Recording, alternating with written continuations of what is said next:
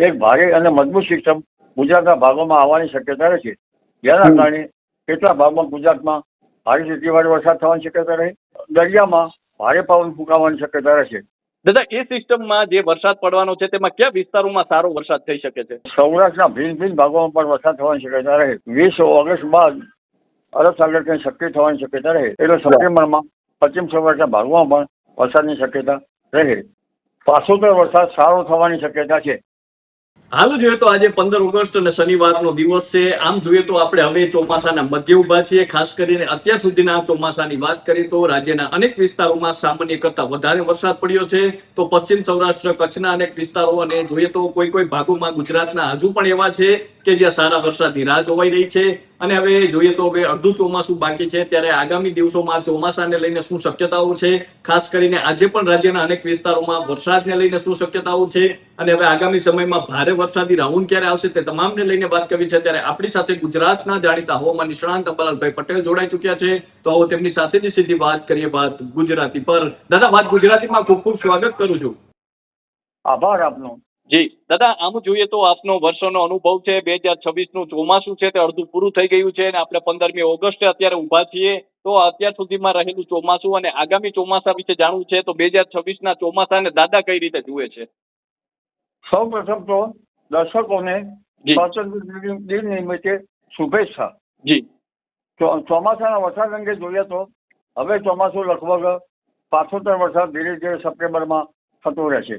પણ તે પૂર્વે જોઈએ તો હમણાં દરિયામાં ભારે પવન ફૂંકાવાની શક્યતા રહેશે અને ભૂભાગો ઉપર પણ ભારે પવન ફૂંકાવાની શક્યતા રહેશે.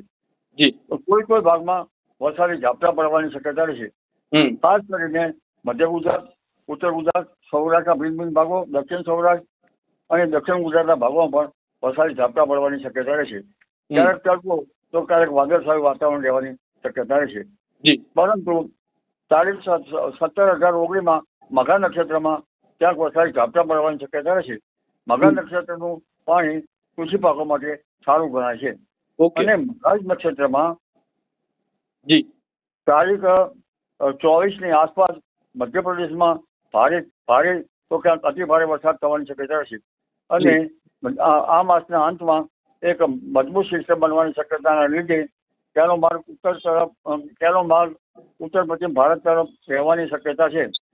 એના કારણે ગુજરાતના ભાગોમાં ભારેથી અતિ ભારે વરસાદ થવાની શક્યતા રહેશે. મહીસાગરના ભાગો, વડોદરાના ભાગો, પંચમહાલના ભાગોમાં ક્યાંક ભારે ક્યાંક અતિ ભારે વરસાદ થવાની શક્યતા રહે. ક્યાંક સામાન્ય પૂરની સ્થિતિ રહી શકે. આ ઉપરાંત ઉત્તર ગુજરાતના ભાગો, મધ્ય ગુજરાતના ભાગો આમાં અને સાબરકાંઠા, પંચમહાલ, બનાસકાંઠાના ભાગોમાં પણ વરસાદ થવાની શક્યતા રહે. પરંતુ સૌરાષ્ટ્રના ભિન્ન ભિન્ન ભાગોમાં પણ વરસાદ થવાની શક્યતા રહે. તારીખ 26-30 આમ તો વરસાદી ઝાપટા તારીખ 23થી શરૂ થઈ જશે. એટલે તારીખ 23-30 ગુજરાતમાં મહદ ભાગોમાં વરસાદ થવાની શક્યતા છે. પરંતુ ઉલ્લેખનીય છે કે મઘા નક્ષત્ર પછી 31મી તારીખે પૂર્વ ફાલ્ગુની નક્ષત્ર બેસે છે. આ નક્ષત્રનું પાણી સારું ગણાતું નથી. પશ્ચિમ સૌરાષ્ટ્રમાં વરસાદ ઓછો છે. ત્યાં પણ લગભગ 20 ઓગસ્ટ બાદ અરબ સાગર કંઈ સક્રિય થવાની શક્યતા રહે અને સપ્ટેમ્બરમાં વધારે સક્રિય થવાની શક્યતા રહે. એટલે સપ્ટેમ્બરમાં પશ્ચિમ સૌરાષ્ટ્રના ભાગોમાં પણ વરસાદની શક્યતા રહે. જી વાહ. તો દાદાએ ખૂબ સારા સમાચાર આપ્યા છે, ખાસ કરીને પશ્ચિમ સૌરાષ્ટ્ર માટે. દાદાએ જે રીતે કહ્યું છે કે આગામી સમયમાં જે અરબ સાગર છે તે સક્રિય થઈ શકે છે અને તેના કારણે ક્યાંક ને ક્યાંક સારા વરસાદની આગામી સમયમાં શક્યતાઓ છે. અને સૌરાષ્ટ્ર સહિત ગુજરાતના અનેક વિસ્તારોમાં દાદાએ વરસાદને લઈને વાત કરી છે. દાદા, આમ જોઈએ તો અત્યારે જે વરસાદી રાઉન્ડ જોવા મળી રહ્યો છે, છૂટો છવાયો વરસાદ પડી રહ્યો છે, એ વરસાદ કેટલા દિવસ ચાલશે? આ વરસાદ હમણાં તો વરસાદ ચાલવાની શક્યતા રહેશે. અને તે પછીના મઘા નક્ષત્રમાં વરસાદની થવાની શક્યતા રહેશે. પરંતુ ક્યારેક ઉઘાડ અને વાદળછાયું વાતાવરણ એટલે ક્યાંક વરાપ જેવું થવાની પણ શક્યતા રહે. એટલે હવે તડકો પણ પડવાની શક્યતા રહેશે, ગરમી પણ પડવાની શક્યતા રહેશે. પરંતુ આ માસના અંતમાં ભારેથી અતિ ભારે વરસાદ ગુજરાતના ભાગોમાં આવવાની શક્યતા છે. દાદા, ખાસ કરીને આપણે જોઈએ તો જુલાઈમાં બહુ બધી સિસ્ટમો આવી હતી, બંગાળની ખાડીની સિસ્ટમોની અસર જોવા મળી હતી. તો ઓગસ્ટમાં કોઈ મોટી સિસ્ટમ આવી શકે છે? બંગાળની ખાડીની કોઈ સિસ્ટમ શું ગુજરાતમાં આવી શકે છે? ઓગસ્ટ માસના અંતમાં એક ભારે અને મજબૂત સિસ્ટમ ગુજરાતના ભાગોમાં આવવાની શક્યતા રહે છે, જેના કારણે કેટલાક ભાગમાં ગુજરાતમાં ભારે ખેતીવાડી વરસાદ થવાની શક્યતા રહે, ત્યાં હળવું પૂર પણ આવી શકે. જી દાદા, એ સિસ્ટમમાં જે વરસાદ પડવાનો છે તેમાં કયા વિસ્તારોમાં સારો વરસાદ થઈ શકે છે? આ સિસ્ટમ મજબૂત હોય અને લગભગ કચ્છના ભાગોમાં થઈ અને પશ્ચિમ સૌરાષ્ટ્રના ભાગોમાં થઈને દરિયામાં સમાઈ જતી હોય તો પશ્ચિમ સૌરાષ્ટ્રના ભાગોમાં વરસાદ થવાની શક્યતા રહેશે. પણ અરબ સાગર વધારે સક્રિય નથી, એટલે આ સિસ્ટમની અસર પૂર્વ ગુજરાતના ભાગોમાં વધુ થવાની શક્યતા રહેશે, મધ્ય ગુજરાતના ભાગોમાં વધુ થવાની શક્યતા રહેશે, ઉત્તર ગુજરાતના ભાગોમાં પણ આ સિસ્ટમની અસર વધારે થવાની શક્યતા રહેશે. પણ ઉલ્લેખનીય છે કે સૌરાષ્ટ્રના અલગ અલગ ભાગોમાં પણ આ સિસ્ટમની અસર થઈ શકે, દક્ષિણ ગુજરાતના ભાગમાં પણ આ સિસ્ટમની અસર થઈ શકે અને તાપી નદીનું જળસ્તર પણ વધવાની શક્યતા રહે. સૌરાષ્ટ્રમાં જ્યાં વરસાદ ઓછો છે તેવા ભાગોમાં પણ ક્યાંક ક્યાંક અસર થઈ શકે. ઉત્તર સૌરાષ્ટ્રના ભાગો, મધ્ય સૌરાષ્ટ્રના ભાગો, ગીરના ભાગો અને દક્ષિણ સૌરાષ્ટ્રના ભાગોમાં વરસાદ થઈ શકે. પશ્ચિમ સૌરાષ્ટ્રના ભાગોમાં વરસાદ ઓછો રહી શકે. કચ્છના ભાગોમાં પણ ક્યાંક ક્યાંક વરસાદ થઈ શકે. એટલે આ સિસ્ટમની અસર ઘણા ભાગોમાં થવાની શક્યતા રહે છે. જી જી દાદા, આમ જોઈએ તો 2026ના ચોમાસાનું વિહંગ અવલોકન કરીએ તો જૂન મહિનો છે તે ક્યાંક ને ક્યાંક નબળો રહ્યો છે. જુલાઈ માસમાં સારા વરસાદ પડ્યા છે. ઓગસ્ટ માસ સરખામણીએ થોડો નબળો રહ્યો છે. તો સપ્ટેમ્બર માસ કેવો રહેશે દાદા? સપ્ટેમ્બર માસમાં જોવા જઈએ તો હવાના હળવા દબાણ ઉભા થવાની શક્યતા રહેશે અને 13મી સપ્ટેમ્બરથી ગરમી પડવાની શક્યતા રહેશે. એટલે ગરમી વચ્ચે 6 થી 9 સપ્ટેમ્બર અને 12 સપ્ટેમ્બર બાદ ભારે વરસાદની ઝાપટા પડવાની શક્યતા રહે. કદાચ આ વરસાદ પશ્ચિમ સૌરાષ્ટ્રના ભાગોમાં પણ હળવા ભારે ઝાપટા પડી શકે. જી દાદા, ખાસ કરીને આપે અનેક ચોમાસા જોયા છે, તો 2026નું ચોમાસું ને દાદા કઈ રીતે જોઈ રહ્યા છે? 2026નું ચોમાસું જોઈએ તો અલનીનોની ધાસ્તી હતી, છતાં પણ ગુજરાતના ઘણા ભાગોમાં ચોમાસું સુધાર થયો છે. કેટલાક ભાગમાં ખંડવૃષ્ટિ છે, આમ છતાં અલનીનોની ધાસ્તી હતી જી તો અલનીનોને માત કરીને પણ વરસાદ આવવામાં છે. જી જી પછી દાદા, અત્યારે આમ જોઈએ તો ખાસ કરીને સૌરાષ્ટ્ર સહિત મોટા ભાગના વિસ્તારોમાં વાતાવરણ અત્યારે એ પ્રકારનું છે કે વાદળછાયું વાતાવરણ હોય છે, વરસાદ આવે એવું લાગે છે પરંતુ વરસાદ વરસતો નથી. તો એનું શું કારણ છે? એનું મુખ્ય કારણ એ છે કે જ્યાં સુધી સિસ્ટમ બને નહીં ત્યાં સુધી છૂટા છવાયા વાદળો બન્યા છે. તેના કારણે આજે આશ્લેષા નક્ષત્રમાં વાદળો બન્યા છે.